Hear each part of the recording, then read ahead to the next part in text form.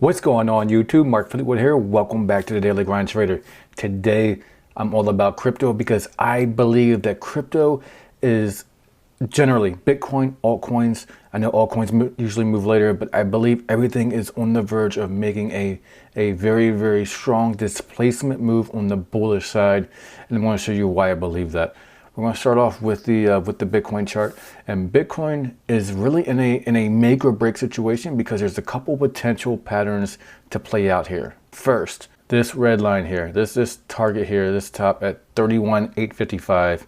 Let's just say we want to see 32,000. We've got to get a clean break above this line and a close above it, a daily close above this price to break this resistance. This is a very hard sell side or a very hard buy side order block.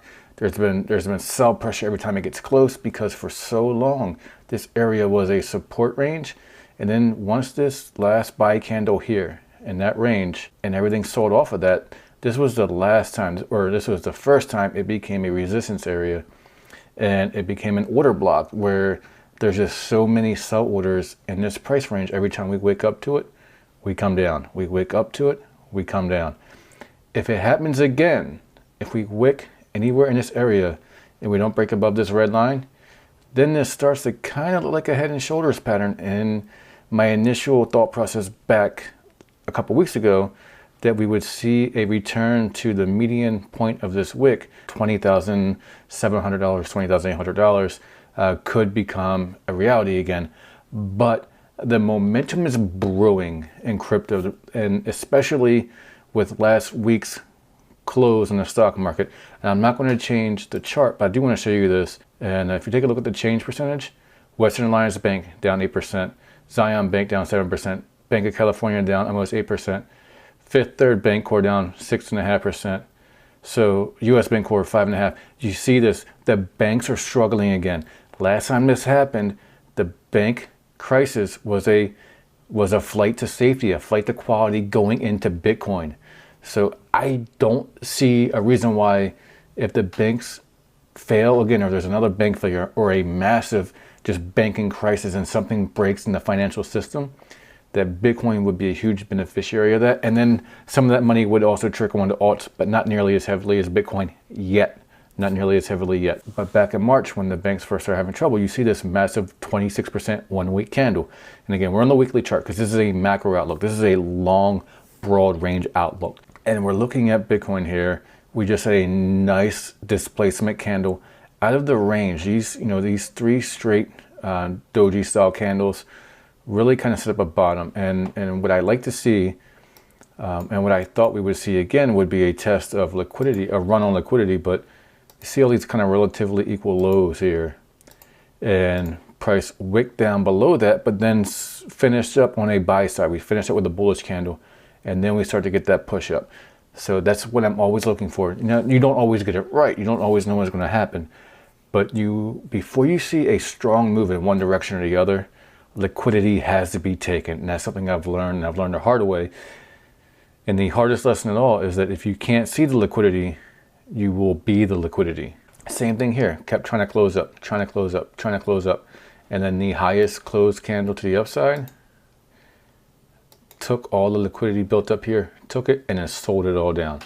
So guys, I know that was kind of a long-winded explanation, but I think as of right now, we're seeing the momentum swing in the direction of crypto and commodities, other commodities, gold, silver going up, precious metals going up, even potentially moving with the dollar. If people are getting out of stocks or getting out of equities, moving to the dollar, moving to bonds, and moving to crypto at the same time, that shows you that crypto is becoming more mainstream, is becoming a flight to safety. Now, I do have a couple altcoins that I think have been very, very just strong. And the first one is Chainlink. Chainlink has just broken out of a more than 500-day holding pattern, essentially. So from the start here to this last week's breakout was 525 days. Now, I made a video a month or two ago saying, hey guys, the breakout is coming, the breakout's imminent because of this wick down out of the range, and then a big displacement spike back up to the upside. Now this is called a power of three. You have accumulation, manipulation, price manipulated to the downside. What did that do? Look at all these spots here. You had liquidity being built. Liquidity all got took. All these orders here, people buying. Where were their stop losses? Their stop losses were down here. All their stop losses got taken. Traders got wrecked on this swing down because this had become such a stable level of support that orders got wrecked. It got wicked down and then bought back up. The big money buyers, this is where they bought. The big money bought there, that area, and now the price is moving back up.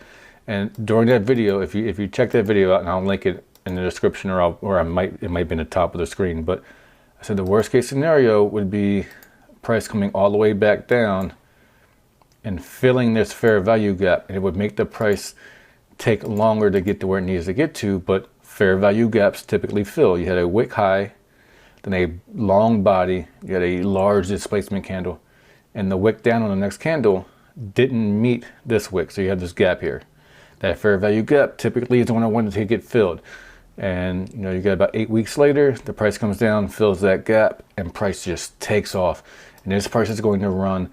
There's not another major order block. And you see here's your 2 consecutive bullish closed candles before a strong drop down. And price comes back up, hits that order block one more time, and then drops down even harder. So the last bullish or the last bearish order block, the last major sell point prior to this run, prior to this long run of accumulation, was between 1650 and 1810.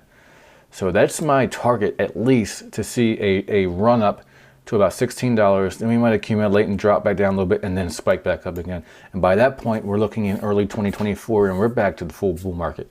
And I think some of these moves are early indications that the bull market is back, and we just gotta be aware that it's been boring for so long. Don't get lulled into sleep that it's just, this is that, you see that chart where there's like, what phase of the market are we in? Are we in the disbelief phase? I think we're in disbelief. I think every rally right now, everybody's like, oh, it's just a bull trap. It's a bull trap. It's a bull trap. I think right now, the macro is showing us that these breakouts are happening and we're going to see actual real big moves off of this. I think we're in the transition. And it might not be immediate, but I think we're in the transition from bear market bottoms, even for alts, to bull market swings. Looking at Fantom, a lot of people have given up on Fantom. I've seen a lot of just negativity about Fantom. I still like it. I still think it's, even if you just want to trade it, even if you buy it and hold it now and you don't even really believe in it, the market will pick up. Just the general markets will float all ships. Bitcoin is going to move up. It's going to float all a rising tide floats all ships. So again, all this sell pressure coming down. And what do you see here? You see this wick low, relative equal low, but it wick just a little bit below it. And then what do? We took all that liquidity there, that long wick down, and then a massive buyback in the same week. We totally cleared this order block. The top of this last sell candle here, right at 20 cents, 20.82. We closed above that, and now we're pushing up again. A close above the line here at 21.92. We'll close above this most recent swing high, and hopefully we get a good displacement up above that, and we get a strong move to the upside, and we can see Fantom start going on a run. And we saw that same type of momentum here back in the beginning of the year or the end of 2022. You see these wick lows, these relatively equal lows. Where are we at? Oh, there it is. We see these relatively equal lows, and then a wick below, take that liquidity, and what do we get? You get the liquidity run down, and then you get a displacement candle out. Displace, here's your swing high, and you displace above that swing high.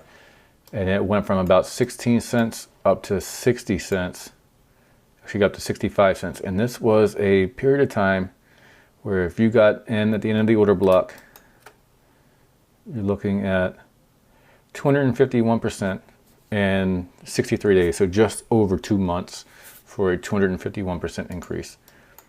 Now again, it was early, the bull market wasn't back yet, but that was a swing to kind of show you where these swings can go and how quickly they can happen. And I believe we are here again because we have actually technically still made a higher low.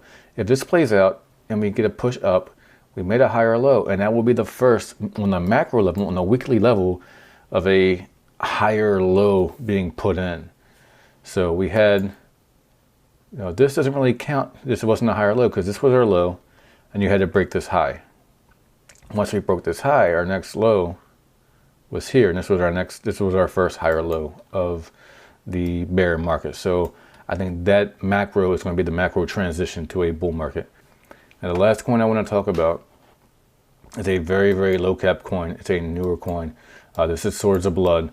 And I talked about this coin before. Actually, I did an interview with the CEO, the founder of this game, and the creator. They're still working very hard. I've been in discussions. I've seen, I can't show you guys, but I'm seeing the work being done in the development of getting Blade Bound ported to the PC, and then getting Swords of Blood, which will be the expansion to Blade Bound, the crypto, the Web3 game version of it, getting put into beta and going live early 2024, January or February of 2024. I'm seeing the work, I'm being updated, I'm seeing what the devs are working on, and it is coming along. But you see, you had these multiple down close candles and a large displacement move above it. That's your order block here. Now you have a large displacement up. This was our previous swing high. Displaced back all the way up. And then just like what I said with the link price, link was going to come back down and fill the fair value gap. Here's our fair value gap here. This is our gap from this wick high, from this wick low to this wick high. Price came down, wicked back into the order block, but closed back inside of the fair value gap. The next likely move, if this continues to be respected, will be a push back up to the upside. And these pushes with this low liquidity coin, with this very new coin with low liquidity, could be massive. Like, I mean, this 2 week push here went all the way up almost 500%. So a move back up and to push above this high, this previous high, would again be another 300 or 400% move. And the idea right now is that the team is working very hard to get the price back to the token generation price, which is at 1.5 cents, which would, I mean, essentially it would be from here, 1.5 would be a 1,500% increase. I mean, that's a massive, massive increase. And I'm not shilling this coin by any means, but it is something that I believe in the team. I've seen their work. I've seen the CEO. Check out the interview I did with him. This guy is very, very passionate about making sure that this game comes out well, looks good, plays well, everything works. So I'm excited about it. Anyway, guys, that's the video. I hope you enjoyed. I hope you got something from this. And as always, until next time, peace.